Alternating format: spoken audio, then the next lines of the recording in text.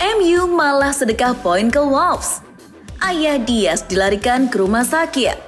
Zaha dilarang kembali ke Premier League. Antonio Silva ingin pindah ke Juve. Agen Olmo sedang nego dengan Manchester City. Halo football lovers, jangan lupa subscribe dan nyalakan lonceng notifikasi untuk terus mendapatkan berita seputar dunia sepak bola terbaru spesial untuk Anda. Hari ini order, besok langsung kirim kaos bola eksklusif merchandise Starting 11. Order sekarang, klik link di deskripsi.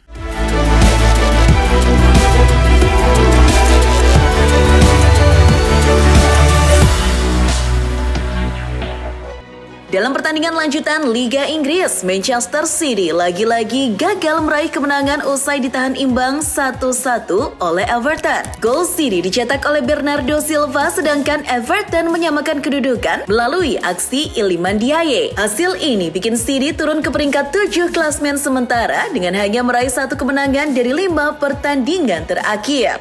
Di pertandingan lain, Newcastle kembali menang 3-0 lawan Aston Villa. The Magpies unggul cepat melalui Anthony Gordon di menit kedua. Kartu merah John Duran menit ke-32 membuat Villa gagal bangkit. Alhasil, Newcastle berhasil menambah 2 gol lagi di babak kedua. Masing-masing dicetak oleh Alexander Isak pada menit ke-59 dan Joelinton pada menit ke-91.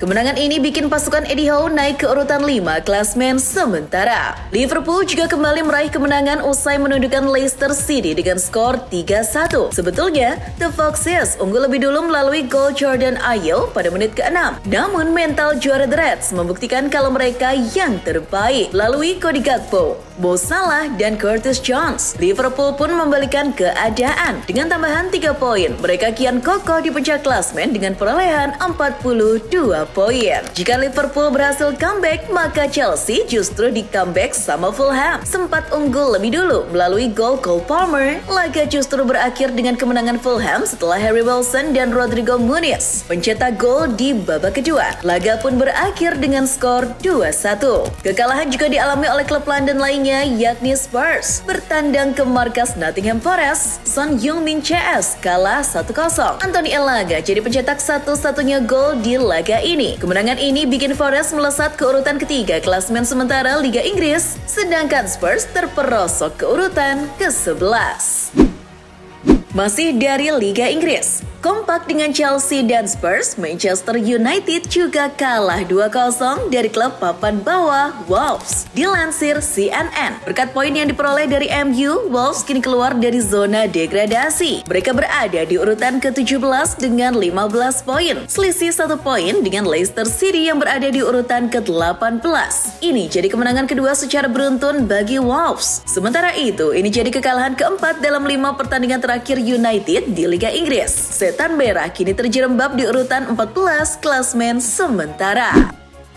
Selain sebuah kekalahan, masih ada yang tak berubah dari skuad Manchester United. Di daftar pemain, masih belum ada nama Marcus Rashford. Padahal, Alejandro Garnacho sudah kembali masuk sebagai pemain cadangan. Lantas, apa tanggapan Ruben Amorim soal ini? Dilansir Daily Mail, ini jadi kali keempat berturut-turut dan itu murni keputusan Amorim. Menurutnya, Rashford belum melakukan apa yang seharusnya ia lakukan. Meski begitu, Ruben masih membuka peluang bagi Rashi untuk kembali ke skuad utama. Bergeser ke Liverpool, Mo Salah kembali mencatatkan namanya di papan skor saat menghajar Leicester City dengan skor 3-1. Gol tersebut ternyata jadi gol yang cukup spesial bagi ex-Chelsea itu. Dilansir Footmob, ini jadi gol ke-100-nya di Anfield. Dengan tambahan 1 gol itu juga, pemain asal Mesir itu telah mengemas 16 gol di Liga Inggris musim ini. Hal itu mengantarkan Salah ke puncak daftar top skor sementara Premier League musim 2024-2025. Terpaut 3 gol dari Erling Haaland.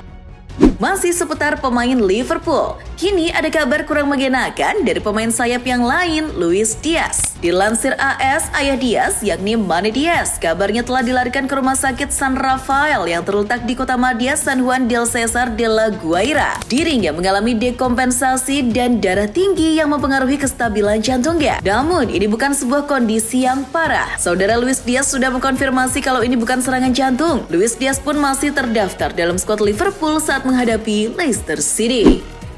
Wilfried Zaha kabarnya sedang mencari klub baru usai klubnya sekarang yakni Lyon mengalami krisis ekonomi. Crystal Palace berminat menampungnya lagi, namun dirinya dikabarkan tak bisa kembali ke Inggris. Transfernya ke Premier League telah diblokir. Mengapa demikian? Dilansir The Sun, dengan satu penampilan di Galatasaray, Zaha tercatat sudah membela dua klub yang berbeda di musim 2024-2025, yakni Galatasaray dan Lyon. Itu artinya Zaha tidak boleh pindah ke klub baru lagi, karena FIFA melarang setiap pemain membela tiga klub yang berbeda dalam satu musim.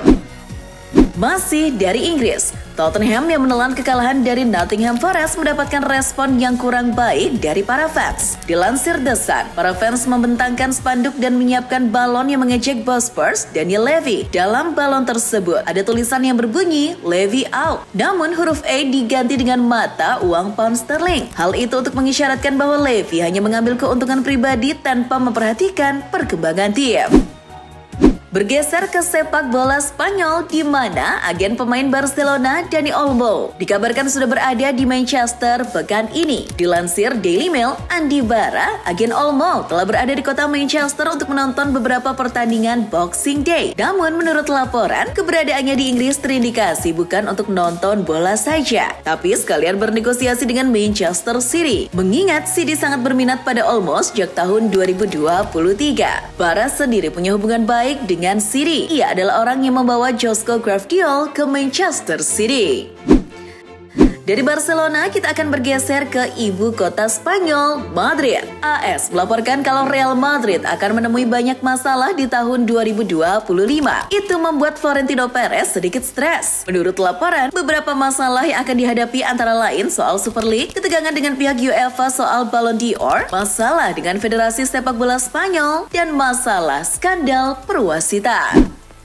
Sementara itu, Valencia berpotensi memainkan laga melawan Real Madrid dengan kondisi stadion yang kosong melompong. Dilansir AS, itu karena sebagian besar fans Los Che sedang berusaha untuk memboikot pertandingan yang akan dimainkan awal pekan Januari 2025 itu. Ini adalah bentuk protes kesekian kepada rezim Peter Lim, bos Valencia saat ini. Para penggemar marah karena uang yang diperoleh dari penjualan pemain tidak dialihkan untuk pengembangan tim. Selain itu, fans juga tidak terima dengan wacana Peter yang ingin menjual Stadion Mestalla. Masih soal pemilik klub La Liga, ini Ronaldo Nazario juga mendapatkan tekanan dari fans Real Valladolid. Fans merasa Ronaldo hanya menjual janji manis saat pertama kali datang pada tahun 2018. Yang katanya ingin meninggalkan warisan pun tak kunjung terjadi. Perbaikan stadion minim, Ronaldo bahkan berselisih dengan dewan lokal. Oleh karena itu, dewan kota setempat belum mengalokasikan €1 pun untuk perbaikan stadion. Fans pun kian marah ketika mendengar isu bahwa Ronaldo mengincar posisi ketua Federasi Sepak Bola Brasil. Kini fans pun menekan Ronaldo untuk mempercepat proses penjualan klub. Spanyol sudah, kini giliran sepak bola Italia. Kita mulai dari AS Roma yang kabarnya akan disibukkan dengan rencana transfer jeda kompetisi. Dilansir Football Italia, Roma membutuhkan perbaikan di beberapa lini, seperti sayap kanan, bek tengah, dan penyerang tengah. Bukan cuma soal membeli pemain, Roma juga diprediksi bakal disibukkan dengan penjualan pemain, dengan prioritas utamanya untuk menjual Paulo Dybala. Untuk Dybala, Roma kabarnya sudah mengantongi tawaran dari Galatasaray. Juventus yang juga sedang mencari bek tengah sedang dalam tahap negosiasi dengan bek tengah asal Portugal, Antonio Silva. Negosiasinya pun berjalan sangat baik. Sang pemain kabarnya terbuka untuk bergabung dengan proyek Thiago Motta. Hal itu diungkapkan langsung oleh agennya Jorge Mendes. Mengutip cuitan Fabrizio Romano, Mendes mengatakan bahwa Silva dan Juventus adalah dua pihak yang saling menginginkan. Tapi keputusan kepindahan Silva sepenuhnya ada di tangan Benfica. Jika klub sepakat, maka Silva bisa segera berangkat ke Turin. Sedangkan dari Indonesia, ada kabar baik dari legenda sepak bola Indonesia, Bio Pauline. Usai gagal mencalonkan diri jadi anggota legislatif, Bio kabarnya telah kembali ke dunia sepak bola. Dilansir Kompas, Bio yang sudah berusia 40 tahun tidak kembali sebagai pemain. Dirinya kembali sebagai asisten pelatih di PSBS Biak. Pemain kelahiran Kamerun itu dikontrak selama 6 bulan oleh Biak. Bio diminta untuk membantu pelatih Emral Abus memperbaiki lini belakang yang dianggap sebagai salah satu kelemahan PSBS Biak. For your information aja nih football lovers, PSBS tidak asal dalam merekrut Bio. Meski sempat nyalak, Bio telah mengantongi lisensi kepelatihan IAFC. Di tengah paceklik, Pep Guardiola mulai ragu dengan kemampuan timnya. Dilansir BBC, Pep berbicara tentang kemungkinan Manchester City lolos ke Liga Champions musim depan. Bukannya terlihat percaya diri, Pep justru ingin lebih realistis. Manchester City jadi satu-satunya tim yang secara konsisten tampil di Liga Champions dalam beberapa tahun. Namun, kini kita dalam resiko. Tentu saja itu pasti, tutur Pep. Pernyataan ini muncul usai timnya yang tak kunjung kembali ke performa terbaik. Padahal, beberapa pemain yang awalnya cedera sudah kembali bermain. Everton dikabarkan masih belum rela untuk melepaskan penjaga gawangnya, Jordan Pickford. Maka dari itu, pihak klub sedang merumuskan kontrak baru untuk memagari sang pemain dari ketertarikan klub lain. Dilansir TBR Football, Pickford jadi incaran Chelsea dan Barcelona. Mengetahui hal tersebut, manajemen The Toffees ingin mencegah kepindahan itu terjadi. Caranya dengan menawarkan kontrak eksklusif kepada Pickford. Namun, dari pihak Pickford sendiri belum memberikan kepastian. Dirinya masih terbuka untuk pindah jika ada tawaran yang cocok. Sementara itu, Leicester City yang finansialnya belum stabil harus putar otak menjelang dibukanya jendela transfer musim dingin. Dilansir Football Insider, pelatih Leicester Ruud van Nistelrooy kabarnya akan memanfaatkan koneksi dengan Manchester United. Bermodalkan hubungan baik dengan Setan Merah, Nistelrooy berupaya meminjam pemain-pemain yang tak terpakai di MU. Dengan begitu, Leicester tak perlu mengeluarkan banyak biaya untuk mendatangkan pemain baru. Untuk saat ini, Leicester sedang membutuhkan back dan seorang striker, namun belum jelas siapa yang diminta oleh Nistelrooy.